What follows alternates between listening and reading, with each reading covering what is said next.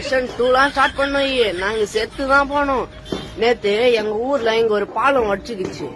அங்க பாத்தீங்கன்னா யாருமே வேலைக்கு போக முடியல, ஸ்கூலுக்கு போக முடியல, நிறைய அவஸ்தைப்பட்டாங்க. திமுக ஆளுங்க ஒருத்தர் கூட வந்து எட்டி பாக்கல. நேத்து யார் திரும்ப வந்து ரெடி பண்ணாங்க?